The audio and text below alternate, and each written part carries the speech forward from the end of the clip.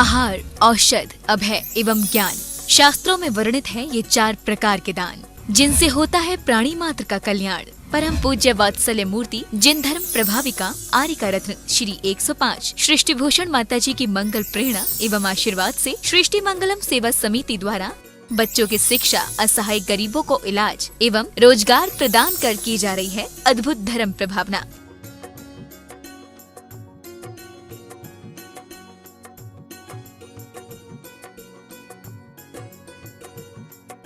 आप भी मानव सेवा के लिए अपनी चंचला लक्ष्मी का सदुपयोग करें। परम पूजनीय वात्सल्य मूर्ति जिन धर्म प्रभाविका आर्यिका रत्न श्री 105 सृष्टि भूषण माता जी की मंगल प्रेरणा एवं आशीर्वाद से अतिशय श्री महावीर जी में विगत वर्षों से संचालित है चतुर्विध संघ की आहार व्यवस्था, जिसमें आहार विहार, पिच्छी का मंडल, वस्त्र, शास्त्र, औषधि दान आदि की व्यवस्था सुचारू रूप से निरंतर की जा रही है। महादान, आहार दान जैसे पुनीत कार्य से जुड़कर आप भी घर बैठे धर्म लाभ ले सकते हैं। मात्र 2100 रुपए की राशि से एक दिवसीय आहार व्यवस्था में अपनी चंचला लक्ष्मी का सदुपयोग कर पुण्य का अर्जन करें। एक दिवसीय आहार व्यवस्था 2100 रुपए, सामान्य सदस्यता 1 वर्ष 11,000 रुपए, सामान्य सदस्यता 2 वर्ष 21,000 रुपए, सदस्यता 31,000 रुपए, विशिष्ट सदस्य 51,000 रुपए, अति विशिष्ट 71,000 रुपए, संरक्षक 1,11,000 रुपए, संरक्षक शिरोमणि 2,11,000 रुपए। माता जी के मंगल आशीर्वाद एवं प्रेरणा से संचालित सृष्टि मंगलम सेवा समिति द्वारा मानव सेवा के कार्य से आज ही जुड़े और करें महापुण्य का अर्जन। आप अपनी दान राशि निम्नलिखित खाता संख्या में जमा करा सकते हैं। सृष्टि Mangalam Seva Samiti, account number 011901000322429, Bank of Baroda, IFSC code BARB 0SHRIMA, branch Shri Mahavir ji, Punjab National Bank, account number 021200101177277, IFSC code PONB 0021200। आपके द्वारा दी गई सहयोग राशि की रिसीप्ट प्राप्त करने हेतु संपर्क करें 9376571003। सृष्टि मंगलम सेवा समिति से जुड़ने वाले सदस्यों का नाम एवं फोटो जिनवाड़ी चैनल पर प्रसारित किया जाएगा। इस कार्यक्रम के पुण्यार्चक हैं श्रीमती रामप्यारी बाई, अध्यापिका मुंगावली वाले, सर्वज्ञ ज्वेलर्स, संस्थापिका सृष्टि मंगलम सेवा समिति, श्री अनिल जैन, श्रीमती शशि जैन, निवासी मुरादाबाद उत्तर प्रदेश, स्वर्गीय श्री हेमचंद्र जैन पुष्पांजलि पीतमपुरा एवं स्वर्गीय श्रीमती पुष्पा देवी जैन की स्मृति में पुत्र एवं पुत्रवधू श्री आनंद जैन, श्रीमती सुधा जैन सृष्टि मंगलम सेवा समिति में धर्म रक्षक का पद प्राप्त किया। श्री संजय जैन, श्रीमती नीलम जैन, निवासी पुष्पांजलि पीतमपुरा। अध्यक्ष रामनगर अहित क्षेत्र श्री विनोद बिहारी, श्रीमती मिथिलेश मोठिया, निवासी रामपुर उत्तर प्रदेश। श्री सुभाष जैन, श्रीमती उमा रानी जैन, निवासी सहारनपुर नानौता वाले। जिनको आपने सलीका सिखाया था वो आपको तौर तरीके सिखाते हैं, जिनको आपने गिनतियां सिखाई थी वो आपकी गलतियां गिनाते हैं, जिनके सजदे में आप जागे थे वो आपको सदमे में जगाते हैं, जिसकी नजर उतार के लाए थे वो आपकी आंखों में आंसू ला देते हैं। बच्चा करवट बदलता है तो माँ सो नहीं पाती है कि कोई तकलीफ तो नहीं है। यहाँ बगल में चीखने की आवाज आ रही हो तो बच्चे सोचते हैं कि माँ के कमरे में टीवी चल रहा होगा, क्योंकि वही माँ है जो तुम्हारे ठहाकों से चीख निकलती है या उनकी चीखों से तुम्हारे ठहाके निकलते हैं। जिसे तुम जिंदगी कहते वो कांटों का बिछोना है, फकत इस जिंदगी में सिर्फ रोना ही तो रोना है, क्योंकि यदि समझ गए तो सोना ही सोना है। समझना क्या है, पूजा 1 घंटे की कर लो, इससे कल्याण नहीं होगा। क्योंकि जो 23 घंटे बीमार रहा और 1 घंटे कहे मैं स्वस्थ हूं तो नाटक कर रहा होगा। चेहरे पे चेहरे हैं, दाग बहुत गहरे हैं और धर्म के नाम पर हम अंधे और बहरे हैं। धर्म के नाम पर हम चेहरे पे चेहरे हैं। आपको देखा होगा आपने, मंदिरों में भी हम भेदभाव कर लेते हैं। लोग कहते हैं हमारा मंदिर, हमने कि तुम्हारा मंदिर होता तो तुम यहाँ होते क्या? सोच कर देखना, अब कई मंदिरों में होता है 9 बजे तक मूर्ति दिगंबरों की रहेगी, बाद में श्वेतांबरों की रहेगी, कोई आंख निकाल देगा, कोई आंख लगा लेगा। मैंने कही सच में भगवान होते तो कहते रहने दो, तुम मत पूछो। एक बार आंख का ऑपरेशन कराओ, कितने दिन तकलीफ रहती है, सोचो, दिक्कत होती है। और तुम रोज भगवान को आंख लगा दे रहे, निकाल दे रहे, क्या तक चक्कर है। जैसा प्रेम आप लोगों को परिवार से, सच बताना, पोते को जब गोदी में लेकर निहारते हो, इतने अच्छे से परमात्मा को अभिषेक के टाइम नहीं निहारते हो। जैसे बच्चे को नहलाकर लगता है तुम्हें किसे नरम मुलायम कपड़े से पोंछना। आपके यहाँ तो मैं सुबह ठंडी में नहीं आती हूँ, लेकिन मैं कहीं कहीं देखती हूँ ऐसे रगड़ते हो जैसे पत्थर रगड़ रहे हो। अरे परमात्मा के प्रति उतना ही आदर भाव रखो। ये हमारे हैं, ये तुम्हारे हैं नहीं सोचना, वरना इनसे भी अंतराय का बंद हो गया तो बहुत भोगना पड़ेगा। कभी मत कहना ये मंदिर हमारा, वो मंदिर तुम्हारा, तुम तुम्हारी जानो, हम हमारी जाने।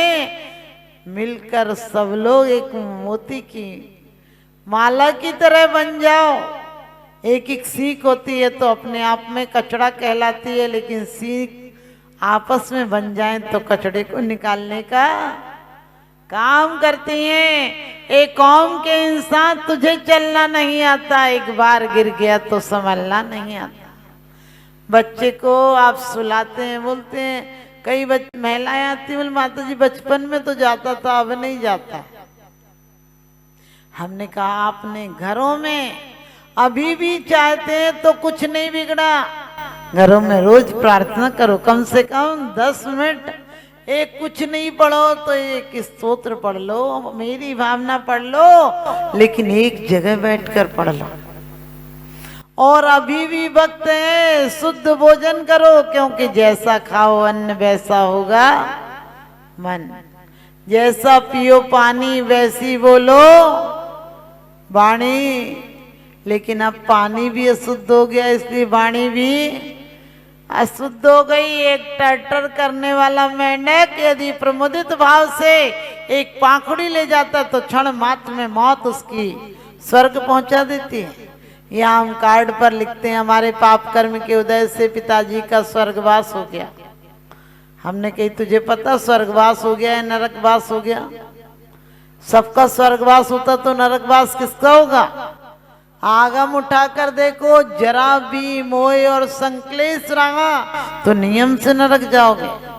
अति संक्लेश भाविते मरो, गोरी शुभ्र सागर में पड़ो। अरे संक्लेश पूरे जीवन मत रखो। एक दिन हम बोलते हैं आज महावीर जयंती है, आज पार्श्वनाथ जयंती है। मैं तो कहती हूँ सत्य और अहिंसा के मार्ग पर चलाती रहे जिंदगी। आपको यूं ही प्रेम के गीत सिखाती रहे जिंदगी। साल में एक आध दिन भगवान की जयंती मनाई तो क्या मनाई, ऐसी मनाओ जयंती कि तुम्हें भी पारसनाथ बनाती रहे जिंदगी। हम लोगों को सिर्फ भगवान के गुण गाने से एक वृक्ष, एक बीज यदि बड़े वृक्ष के बगल में उसकी परिक्रमा लगाए, उसे अर्घ चढ़ाए तो क्या वृक्ष कभी वृक्ष बन पाएगा? बीज दूसरा नहीं बन पाएगा। लेकिन उस बीज की प्रक्रिया को अपनाए कि वो गया तो बहुत दिन चला गया था, कितने दिन तो बीज डालने के बाद दिखता ही नहीं है। लेकिन हम तो आज पूजा करते हैं, आज ही परिणाम चाहते हैं। हमारे अंदर सब्र नाम की चीज नहीं है। एक महिला बहुत गरीब थी, उसका एक ही बेटा था। उसने कहा बेटा वहाँ कोई फकीर आया हुआ, उससे पूछना कि अपने घर में गरीबी कब दूर होगी, तेरी शादी कब होगी, इस प्रकार से, और हमारा मकान कब बनेगा। उसने कहा ठीक है। अब गया तो एक रात में किसी किसान के यहाँ रुका। उसने कहा कि हमारे यहाँ बीच में खेती नहीं होती है, अनाज नहीं होता है, बीज तो बोते हैं, बीच में नहीं होती है, साइड में थोड़ी सी होती है। तो उसने कहा ठीक है। कहने लगे बेटा तुम जा रहे हो, पूछ के आना। फिर एक दूसरा कोई वैसा साधु मिला तो वो कहने लगा कि मैं इतना ध्यान करता हूँ लेकिन परमात्मा का ध्यान नहीं हो पाता। तो वो कहने लगे ठीक है। एक जगह और रुका, उसने कहा कि बेटा हमारी, तुम जा रहे हो तो पूछ के आना कि हमारी बेटी गूंगी है, बोलती नहीं है, इसकी शादी कैसे होगी भी या नहीं होगी। बोला ठीक है। अब गया वहां जहाँ गया पूछने के लिए उस फकीर के पास, उसने कहा सिर्फ 3 बातें ही पूछ सकते हो। अब सोचने लगा मेरी माँ ने भी 3 बातें कही इन 3 लोगों ने, लेकिन फिर याद आया कि इन 3 के यहाँ रुका था, खाना खाया था, इनकी पूछ लेता हूँ, अपनी तो रहने देता हूँ। और उसने पूछा कि किसान ने कहा था कि हमारे बीच में खेती नहीं होती है। कहने लगे बेटा उसको कहना कि जो बीच में एक थोड़ा सा गड्ढा सा उसे खोदेगा और वहाँ कोई दूसरे का धन गड़ा हुआ है, इसलिए उपज नहीं होती है, और उस धन को निकाल देगा, फिर बहुत अच्छी खेती होगी। बोला ठीक है। बोले दूसरे फकीर ने कहा था कि मुझे भगवान की उपलब्धि नहीं हो रही, इतने दिन से ध्यान कर रहा हूँ। कहने लगे उससे कहना कि उसने अपने पास एक हीरा रखा हुआ है, वो हीरा नहीं निकालेगा तब तक उसमें ध्यान ही उसी में लगा रहता है। कहने ठीक है। फिर तीसरे के पास गया, तीसरी बात के लिए आया, उसने पूछा कि उनकी एक लड़की है और गूंगी है, वो कह रही थी कब बोलेगी, शादी होगी या नहीं होगी। बोले कुछ नहीं बेटा, उससे कहना कि जिसके आने पर बोलने लग जाए उसी से शादी होगी। अब ये लौटा तो सबसे पहले वही घर मिला, उसके यहाँ रुका था। उसकी माँ ने पूछा बेटा पूछा था? बोले पूछा था, लेकिन उसने कहा था कि जिसके देखने पर बोल जाए बेटी वही वर होगा, और गूंगी नहीं है, बोलने लग जाएगी। तो इतनी देर में लड़की आई और बोलने लगी। उसकी माँ ने कहा कि बेटा अब तो तुम्हें इससे शादी करना है, क्योंकि तो बोल रही है और इतने दिनों से नहीं बोलती थी, 18 साल हो गए, आज पहली बार बोली है, और तुमने खुद कहा था कि जिसके आने पे बोलने लगे वही वर होगा। तो उसकी एक ही लड़की थी, उसने थोड़ा धन भी दिया, लड़की की शादी भी कर दी। और जब फकीर के पास आया और कहा तेरे पास एक हीरा है, उसने कहा अरे मैं तो इतने दिन से ध्यान कर रहा हूँ, नहीं होता तो हीरा ही ले जा। हीरा दे दिया। लेकिन तीसरी जगह आया तो उसने कहा कि यहाँ पे धन गड़ा हुआ इसलिए तेरे यहाँ खेती नहीं होती है। उसने उठाकर पूरा धन का, हीरों का कलश ही उसको दे दिया। उसकी अपने घर लौटा तो उसकी माँ ने कहा बेटा अपनी चीजें पूछी कि नहीं?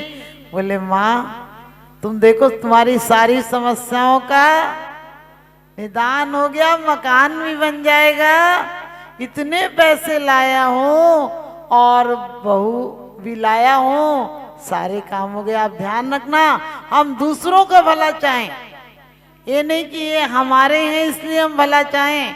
सबको प्रेम देकर देखो, क्योंकि जो वीतराग तक में होता है वो उड़ते हुए पंछी की तरह आनंद में होता है, और जो रागी का प्रेम होता है, रागी का राग होता है, और प्रेम धर्मात्माओं के प्रति होता है, और भक्ति आराधना परमात्मा के प्रति होती है।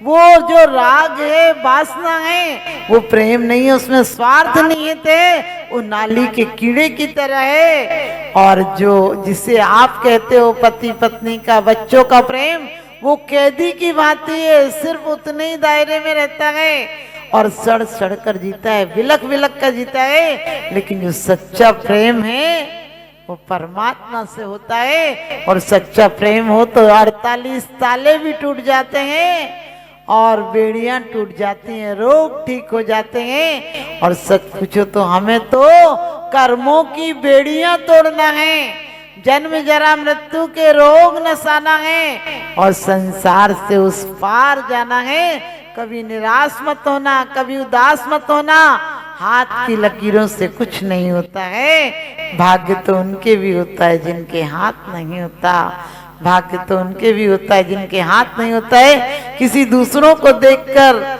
मत चिंता करना इनके यहाँ तो इतना हो गया, इनने बेईमानी कर ली होगी, इनने ऐसा कर लिया होगा। अरे ये भी सोचो उसका पुण्य कर्म का उदय होगा, जो सारे काम सहज में हो रहे हैं। तो आप लोग सिर्फ शुद्ध भावना भाना, क्योंकि आपने तत्वार सूत्र में पढ़ा होगा कि जितना संक्लेश करोगे, शोक करोगे, आर्तरोध ध्यान करोगे उससे अशुभ कर्मों का बंध होगा, उससे बनते कार्य भी बिगड़ जाएंगे। इसलिए जो मिला है उसमें संतोष रखो और प्रत्येक क्षण परमात्मा की आराधना में, क्योंकि प्रेम शैतान को इंसान बना देता है।